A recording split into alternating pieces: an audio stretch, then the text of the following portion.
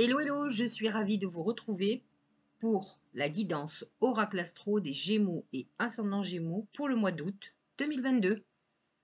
Alors, la saison du Lion, c'est une saison que vous aimez particulièrement. Vous êtes très en harmonie avec le Lion et il est positionné dans votre maison 3. Donc, c'est un moment où vous allez avoir beaucoup de facilité à l'élocution, aux discussions, aux échanges et à la créativité. Il faut savoir que la maison 3, c'est votre maison, et qu'avec le lion, le soleil en lion, Mercure en lion, mais bon, là il est sorti, mais Vénus qui rentre dans votre signe du lion, vous serez rempli de charme, vous serez séduisant et séduisante, ne serait-ce que dans la parole, dans la manière de vous exprimer. Vous allez être des gros dragueurs et grosses dragueuses, ça c'est sûr. Vous aurez un aura ou une aura particulière qui va faire que les gens seront séduits. Alors, vous allez me dire, c'est la pleine période de vacances, mais c'est le bon moment de chercher du boulot, d'aller voir votre banquier. En fait, tout va vous sourire, hein, c'est beaucoup plus simple. C'est des moments où vous aurez beaucoup de créativité. Ça va être très très simple, parce que le lion amène ce côté créatif et ce rayonnement très important. Et vous, on sait très bien que c'est votre point fort, la création, tout ce qui passe par l'idée, par l'image, par les idées, j'allais dire, presque saugrenues que vous pouvez avoir, originales, on va dire, je vous taquine. Donc c'est vrai que vous êtes dans une période particulièrement intéressante. Vous pourriez faire une très très belle rencontre sur des invitations, sur des sorties. Donc n'hésitez pas à bouger si vous êtes célibataire. C'est le moment ou jamais de faire vos rencontres et votre charisme va emballer. Vous verrez. Donc Vénus sera dans cette maison à partir du 12 août. Donc c'est le moment ou jamais d'y aller. Jusqu'au 11 août, elle est positionnée dans votre maison 2 qui amène une croissance financière. Donc il peut y avoir aussi des dépenses, parce que Vénus aime bien se faire plaisir, donc vous pouvez avoir envie de dépenser, mais elle amène la chance financière, donc ça peut être des bons moments pour jouer au loto, pour travailler, pour en tout cas faire rentrer des sous. Lorsque le soleil va passer en Vierge, on est positionné dans la maison 4, et la maison 4, c'est le foyer, c'est la famille, c'est nos racines, c'est notre passé. Mercure va vous faire réfléchir beaucoup au foyer, peut-être, pourquoi pas, avoir un nouveau lieu d'habitation. Vous avez envie peut-être de réunir votre famille. En tout cas, vous êtes dans cette réflexion-là. Alors, on le sait, Mercure reste pas longtemps, il reste 20 jours à peu près dans la Vierge, et ensuite, il va rentrer dans la balance, qui est pour vous très favorable. Elle est positionnée dans votre maison 5, la maison des amours, de la chance, de la créativité, de la procréation pour ceux qui ont envie de faire un bébé. Enfin, c'est la maison des plaisirs. Donc Mercure, à partir du 27 août, va vous faire devenir encore plus créatif, beaucoup plus imaginatif ou imaginative, bien sûr. Hein, lorsque je dis imaginatif, je parle du signe. Hein, je ne parle pas de l'homme ou de la femme. Je vois que tout le monde, aujourd'hui, beaucoup de gens s'offusquent parce qu'on ne met pas des yeux. Mais bon, moi, c'est pour les deux que je parle. Et pour les ascendants aussi, hein, ascendant Gémeaux, n'oublions pas, hommes ou femmes. Donc c'est vrai que ce Mercure, à partir du 27 août, est très très bien positionné sur vous. Il prépare la saison de la Balance, qui est une excellente saison pour vous, très favorable. Donc à partir de fin août, vous êtes dans des périodes clés. Vous avez Saturne qui est en Verseau, donc c'est pour faire la contrebalance, c'est le cas de dire. Balance et Verseau, les signes d'air sont là pour vous, dans votre maison 9. Il restructure votre façon de voir les choses, il limite peut-être votre espace. Vous pourriez vous sentir un peu trop à l'étroit. Donc, vous pourriez avoir envie de bouger. Alors, il faut savoir que le Gémeaux, c'est le signe du mouvement. Ils sont agités, je ne sais pas si vous avez un Gémeaux dans votre vie, mais quand il regarde la télé, il bouge les pieds. Comme Mercure. Mercure, il a des ailes aux pieds. Hermès, Mercure, comme vous voulez. C'est le messager du ciel. Donc c'est vrai que ils ont cette bougeotte, ils bougent la jambe, ils ont besoin de s'agiter. C'est des agités, agiter du bocal, agiter tout court. Donc ils ont besoin de remuer.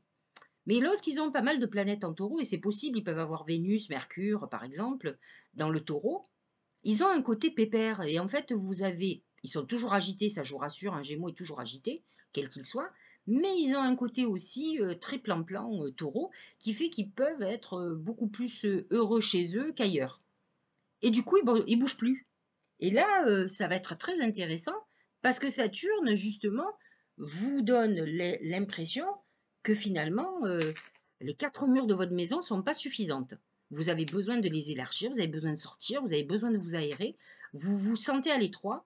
Et c'est peut-être une bonne chose parce que finalement, vous deveniez, j'allais dire neurasthénique, je ne sais pas, mais en tout cas, agoraphobe, par exemple.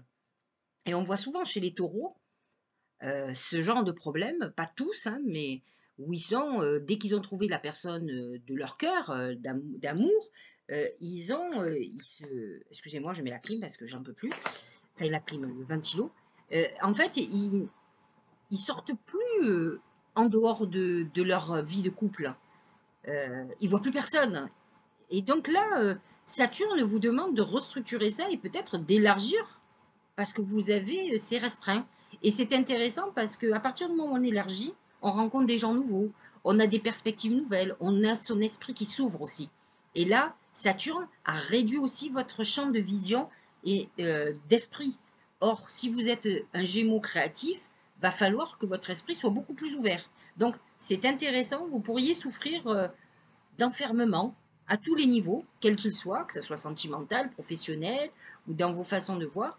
Et vous allez bouger ça. Et ça, c'est intéressant. Ça touche le fin du deuxième, début du troisième décan des Gémeaux.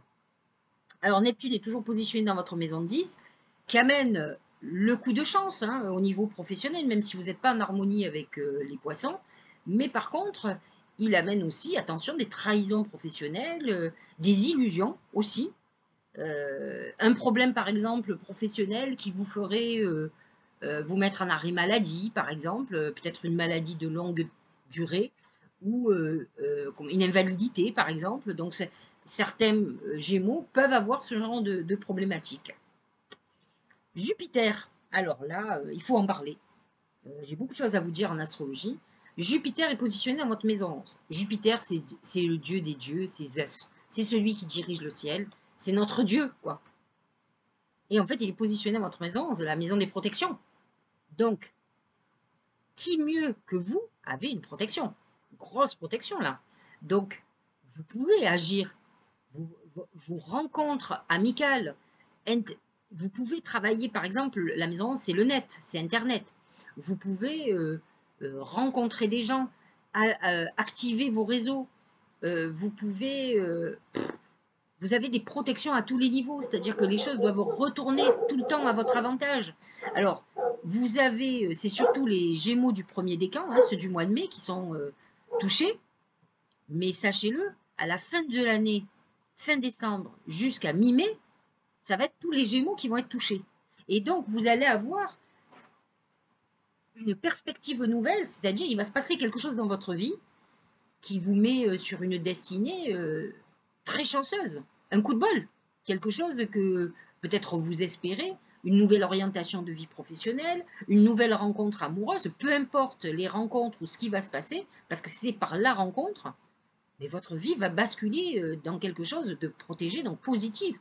Vous allez vous sentir des ailes, c'est le cas de le dire. Donc ça, c'était important de le dire. Par contre, les planètes en taureau sont dans votre maison 12, elles finissent votre cycle. Donc, effectivement, Uranus en maison 12 peut vous mettre des épreuves, par exemple au niveau de la santé, moralement. Vous pouvez avoir des événements que vous ne maîtrisez pas, qui sont des épreuves. Vous pouvez vous sentir trahi. Donc, c'est des choses qui peuvent vous tomber dessus de façon que vous imaginiez pas. Vous pouvez avoir des moments de fatigue, en tout cas au moins jusqu'au 20 août. Rassurez-vous, après ça passe en Gémeaux, donc on va en parler. Et surtout ce karma qui est là en taureau, qui fait que vous êtes un peu restreint. C'est ce que je vous ai dit, comme si vous aviez un costume trop petit. Donc c'est vrai qu'il va falloir que vous alliez vers vos ambitions, que vous ouvriez ça. C'est pas encore peut-être le moment. Je trouve que lorsque Mars va rentrer en Gémeaux, ça va être le top départ. Et le top départ, bah, c'est le 21 août. Alors, je vous l'ai dit, les planètes en Lion sont favorables.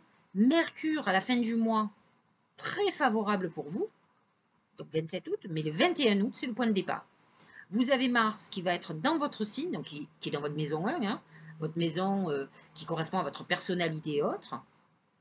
C'est un véritable booster que vous allez avoir. On a l'impression que personne ne pourra vous arrêter dans votre avancée. C'est-à-dire que là, vous avez une accélération phénoménale qui va se passer dans votre vie. C'est-à-dire que si vous souffriez de lenteur, de blocage, là, il n'y en a plus. C'est des coups de pied que vous allez mettre dans tous les blocages, vous et l'univers. Donc ça, vous avez ça pendant 5 mois. Vous avez intérêt à vous reposer à ce mois d'août parce que lorsque Mars va rentrer dans votre signe, vous allez être fatigué. Vous qui avez besoin que ça bouge, ça va bouger. Si vous avez beaucoup de planètes en taureau, je vous l'ai dit, vous aurez du mal, mais ça va remuer. Vous allez vous allez sortir de vos zones de confort.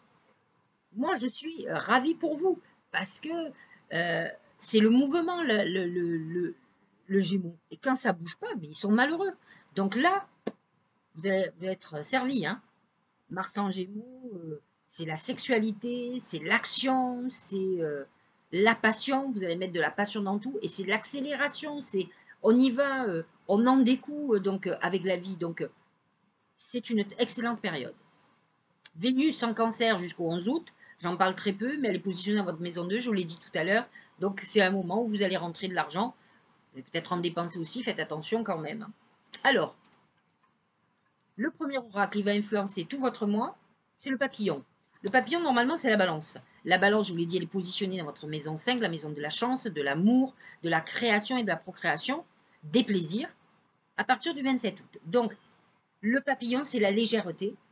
C'est aussi le papillon social, et le papillon social fait partie des Gémeaux. Le Gémeaux, le papillon peut être le Gémeaux. Donc, vous allez être en accord avec vous. C'est alors attention à l'instabilité du Gémeaux, parce que le papillon marque aussi l'instabilité, mais c'est la légèreté. C'est le papillon social. Je sors, je rencontre du monde, j'ai envie de bouger, j'ai envie de qu'on me voit, d'échanger avec les gens. Voilà. Vous êtes dans cette phase-là. C'est une période de transformation profonde et ce Mars qui rentre dans votre signe va être d'autant plus important. J'ai déjà dit, tout ce qui est ailé, qui a des ailes, est un messager. Ce papillon amène un message pour vous de légèreté. Attention, ça ne durera pas, mais en tout cas, vous allez vous sentir, c'est que je dis, des ailes. Donc, vous allez être en accord avec vous. C'est le moment d'y aller, de faire tout ce que vous avez envie, de mettre en route tout ce que vous désirez, parce que les feux sont ouverts, les portes sont ouvertes. Que demande le peuple? Professionnellement et financier, regardez. C'est l'encre, c'est l'ancrage, la stabilité financière. Vénus en Cancer jusqu'au 11 août. Ensuite, Vénus rentre en 3. Et en 3, c'est la communication. Dans la maison 2, vous n'aurez pas plus de planètes. Maison 8, vous avez le Capricorne qui transforme votre vie financière, entre autres. Donc, effectivement, l'ancrage, on est dans une période de stabilité, on surveille ses comptes, on fait attention avec son argent. La légèreté n'est pas là, elle n'est pas ni professionnelle ni autre, parce qu'on est en train de consolider nos acquis, consolider notre argent, mais consolider aussi notre vie professionnelle. On est en train de construire le socle. Le socle pour que ça soit solide. Et sur la pérennité, la Vierge va vous aider considérablement puisqu'elle sait fonctionner comme ça. Pluton aussi. Et les signes en taureau. Le taureau, je vous l'ai dit, est confiné. Il est confiné dans votre maison 12 qui représente les épreuves, mais qui est la maison opposée de la maison 6, qui est la maison du travail. Donc vous êtes dans une phase où effectivement ça met du temps, ça ne bouge pas assez pour vous, mais jusqu'au 20 août, vous êtes en train de consolider vos fondations. Et après, vous pourrez avancer. Mais vous avez besoin que le socle soit solide et c'est ce qui est en train de se faire. Au niveau amour, c'est le trésor, c'est la richesse.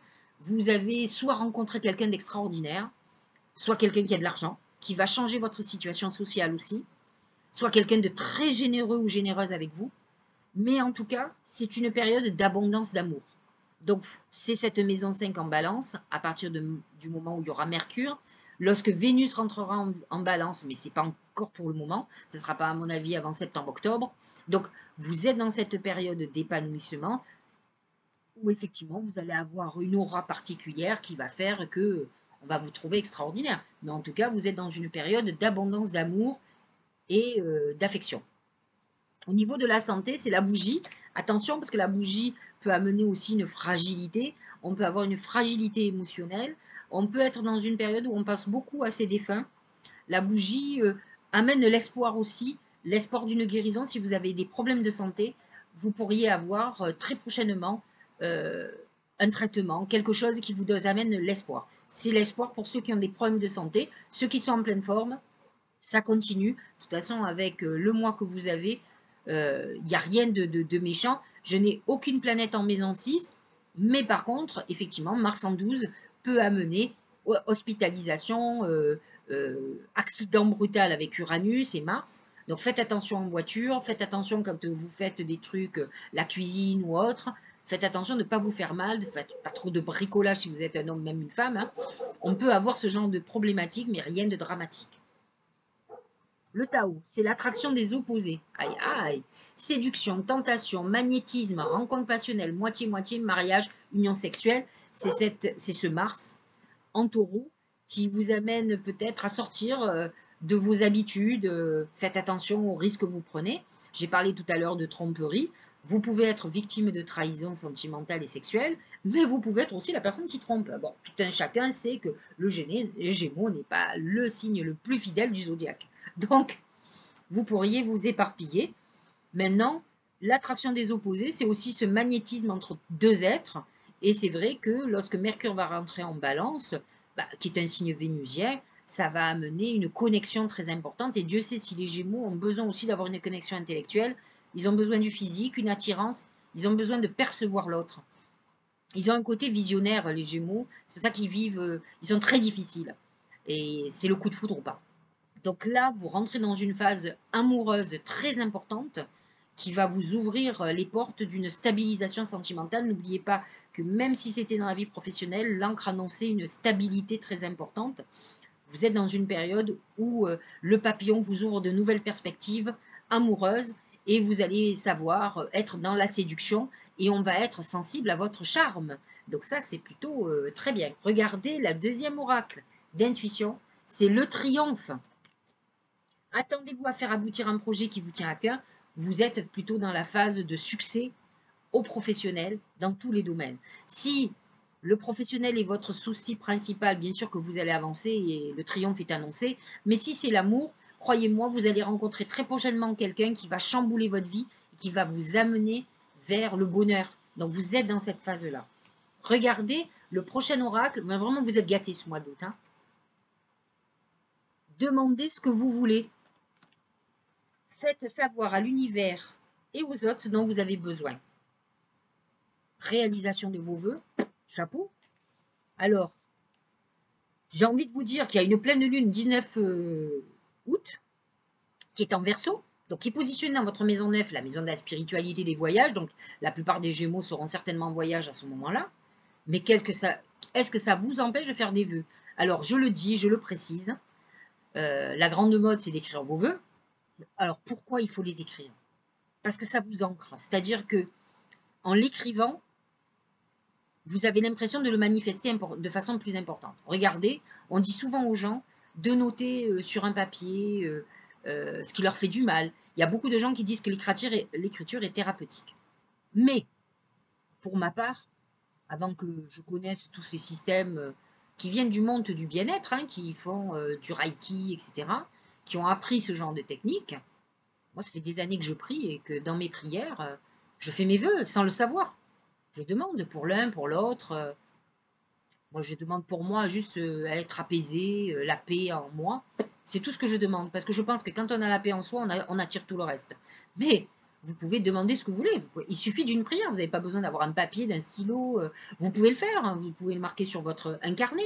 Il n'y a pas besoin de ritualiser. Le rituel permet d'accentuer votre foi, votre croyance en ce que vous êtes en train d'écrire. Mais si vous avez assez de foi pour faire de la prière, demandez dans vos vœux à vos guides, à vos défunts, aux gens que vous aimez, aux gens que vous pensez qui vous protègent, qui sont là. Demandez-leur ce que vous désirez. Si c'est l'amour, demandez l'amour qui va vous rendre heureux, heureuse, qui correspond à vos attentes, et pas quelque chose qui vous fasse souffrir, qui vous fasse perdre du temps.